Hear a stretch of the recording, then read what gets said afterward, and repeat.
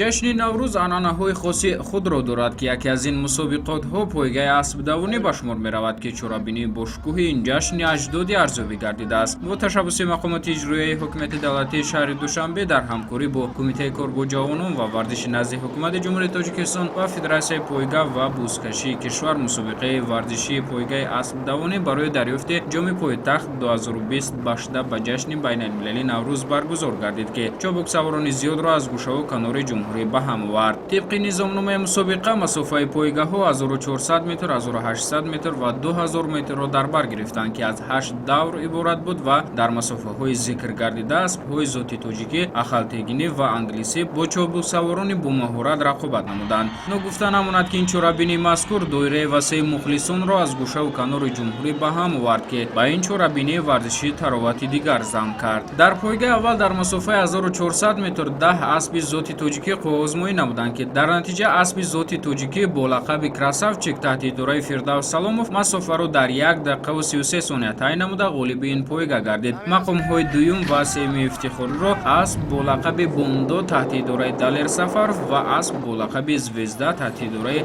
Раҳматшоҳ Бегиҷонзода ба даст оварданд. Дар пойгаи дуюм ба масофаи 1400 метр низ 10 аспи зоти тоҷикӣ қувваозмоӣ намуданд. Дар натиҷа асп бо лақаби Пули аз ноҳияи Файзобод таҳти идораи Абдулқосим Раҳмонов масофаро дар 1 дақиқаву 43 сония тай намуда мақоми аввалро ба даст овард. Аспҳо бо лақаби Закот ва Гумбаз чанд сония дертар ба марра расида ҷойҳои дуюм ва сеюми ифтихориро моли худ намуданд.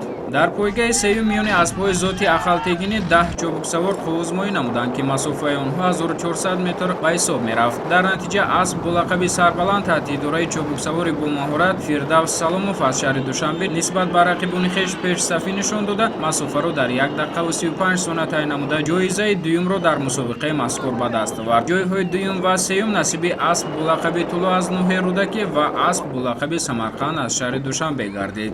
Дар пойгаи чорум ба масофаи 1400 метр миёни аспҳои омехтаи тоҷикӣ 6 чобуксавор нерӯсанҷӣ карданд, ки дар натиҷа асп бо лақаби Тархун таҳти идораи Фирдавс Саломов масофаи муайяншударо дар 1 дақиқаву 43 сония тай намуда соҳиби ҷоизаи сеюм дар мусобиқаи мазкур гардид. Ду ҷои дигари ифтихориро бошад асп бо лақаби Виол аз шаҳри Душанбе ва асп бо лақаби Лал марбути номи хеш сохтанд. Дар пойгаи панҷум ба масофаи 1800 метр миёни аспҳои зоти тоҷикии 3 сола 10 чобуксавор иштирок намуданд. Дар натиҷа масофаи муайяншударо аввалӣ шуда асп бо лақаби Радан аз шаҳри Душанбе таҳти идораи Далер Сафаров дар 2 дақиқаву 7 сония тай намуда мақоми аввалро ба даст овард. Асп бо лақаби Разгрум ва Багдад 2 сония дертар нисбат ба ғолиби ҷои аввал масофаро тай намуда зинаҳои дуюм ва сеюми ифтихориро ба даст оварданд. Дар оқибат миёни аспҳои зоти тоҷикии 4 сола ба масофаи 2000 метри пойгаи шашум бошад 7 чобуксавор миёни ҳам рақобат карданд. Дар натиҷа асп бо лақаби Талисман таҳти идораи Шорух Ятимов аз шаҳри Душанбе масофаи муайяншударо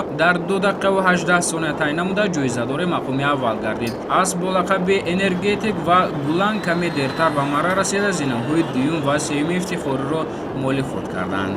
Дар рақобат миёни аспҳои зоти англисӣ ба масофаи 2000 метр дар пойгаи ҳафтум 10 чобуксавор нерӯсанҷӣ карданд, ки дар натиҷа пойгаи мазкурро асп бо лақаби Шерхандард таҳти идораи Манучеҳр Асомуддинзода аз шаҳри Душанбе дар 2 дақиқаву 3 сония тай намуда ғолиби ҷои аввал дар пойгаи мазкур гардид. Асп бо лақаби Паймон ва Ватан чанд сония дертар ба марра расида зинаҳои дуюм ва сеюми ифтихориро соҳиб гардиданд. Дар пойгаи охир ба масофаи 1400 метр миёни аспҳои зоти тоҷикии 2 сола 11 чобуксавор нерӯсанҷӣ карданд, ки дар натиҷа асп бо лақаби аввала таҳти идораи Анушервон Сатторов аз ноҳияи Ховалинг масофаи муайяншударо дар 1 дақиқаву 40 сония тай намуда мақоми аввали ифтихориро ба даст овард. Асп бо лақаби Абобил аз ноҳияи Ховалинг ва асп бо лақаби Тилло аз ноҳияи Фархор ҷойҳои дуюм ва сеюмро ба даст оварданд. Пас аз пойгаи чобуксаворон ғолибони зинаҳои аввал, дуюм ва сеюми ифтихорӣ дар вазъияти тантанавӣ бо медалу диплом ва мукофотҳои пулии Кумитаи тадорукот мақомоти иҷроияи ҳокимияти давлатии шаҳри Душанбе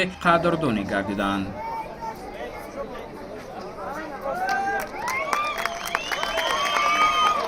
дар ин мусобиқаи мазкур 74 сар аспҳои зоти тоҷикӣ, англисӣ, ахалтекинӣ ва зотҳои омехта дар масофаҳои муайян гардида байни ҳам рақобат намуданд ва ногуфта намонад, ки ҳадафи баргузории ин чорабинии мазкур пеш аз ҳама бори дигар нишон додани анамин намудҳои миллии варзишӣ ва махсусан معرفی نمودن ذات اسب‌های مخصوصا تاجیکی به حساب می‌رود. این مسابقه بهترین بود از سبب که مسابقه که سال گذشته شده بود ما در مسابقه تئوری هم ندیده بودیم کم تر غمگین بودیم حسابه که این سال تئوری رو سخت کردیم خیلی بردباری است کسی مهنت میکنه راحت هم میبینه مهنت کردیم آنها 3 بار نمودم 1 تا دوم 2 تا یکم